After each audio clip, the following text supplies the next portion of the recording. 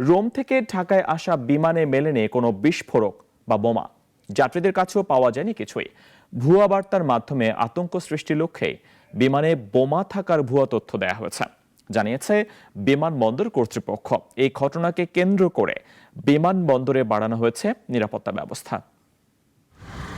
বিমানবন্দর এপিবিএন এর ডিউটি অফিসারের হোয়াটসঅ্যাপে হঠাৎ একটি বেনামি বার্তা। পাকিস্তানি একটি নম্বর থেকে সেই খুদে বার্তায় জানানো হয়, ইটালি থেকে ঢাকার পথে বাংলাদেশ বিমানের BG 356 বিমানে আছে 34 কেজি উচ্চমাত্রার বিস্ফোরক। এরপর থেকেই ছড়িয়ে পড়ে আতঙ্ক।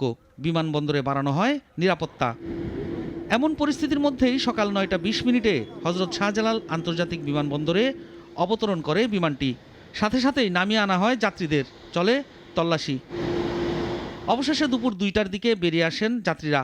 জানান, বিমানে থাকাকালীন বোমার বিষয়ে কিছুই জানতেন না তারা। তবে নামার পর এমন খবরে আতঙ্কিত হয়ে পড়েন। আমাদের বের করে দেওয়া হয়েছে, একবার বের করে সব লাগেজটাকে সব আমার বিমানের মধ্যে রাখা হয়েছিল। দেন হয়েছে আমরা প্রায় 2-3 ঘন্টা পর এরপর আমরা জানতে পারছি যে সব চেকিং হয়েছে, দেন আমরা বের হয়েছে। আনোয়ার থেকে আমাদেরকে ওখানে বলছে আপনারা ডকুমেন্ট নিয়ে বাইরে যান, বিমানে বোম রাখা হচ্ছে। আমাদের মালামাল আমরা অনেক পরে পাইছি, 1:30টার দিকে পাইছি। সব মাল চেক করছে, চেক করার পরে আমাদের মালামাল পাইছি। অবশ্যই আতঙ্ক ভাই, এখানে আল্লাহ বাঁচাচ্ছে, আলহামদুলিল্লাহ বলছি, অবশ্যই, তাই না? তবে এত সবাইকে ধন্যবাদ। আমরা গেলাম তো হয়তো 2 দিন ছিলাম। বোমের কথা শুনে তো আমরা ভয় পাইছি। পরে আর কি, পরে এটা করার পরে সবাই আমরা নেমে গেলাম। পরে নেমে যাওয়ার পরে সবাইকে সার্চ করলো, 3-4 বার 5 বার 6 বার করে সার্চ করে সবাইকে বের করলো। বের করে নিয়ে এসে বিমানবন্দরে আমাদের নিয়ে আসলো, সেফ জায়গায় নিয়ে আসলো। পরে নিয়ে আসার পরে প্রায় 3 ঘন্টা ওনারা বিমানটাকে পুরোপুরিভাবে কন্ট্রোল করছে। কন্ট্রোল করার পরে দেখে যে এটার ভিতরে কিছু পায়নি।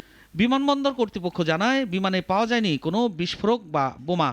আতঙ্ক সৃষ্টির জন্যই কেউ ঘটিয়েছে এমন ঘটনা। আমরা ওনার সাথে ফার্দার চ্যাট করেছি, অনেকগুলো করার পর যা হয়েছে যে কোন ব্যাগেজ আছে, উনি সাসপেক্ট হচ্ছে কোথাতে উঠছে, 2 জনের কথা বলেছে, হতে পারে বা এইটাই, এবং এই ধরনের লাগেজ হতে পারে। এই লাগেজের একটা ছবিও দিয়েছে, এই ধরনের লাগেজ।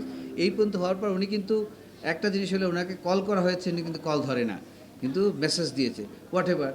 তো আমরা যখনই কোনো থ্রেট পাই, as per standard SOP, standard operating procedure, আমাদের যে অ্যাকশন নিতে হয় আমরা সব অ্যাকশন নিয়েছি। বিমানটি মঙ্গলবার রোম থেকে 250 জন যাত্রী নিয়ে ঢাকার উদ্দেশ্যে ছেড়ে আসে। সাইফুল শাহিন, নাগরিক, ঢাকা।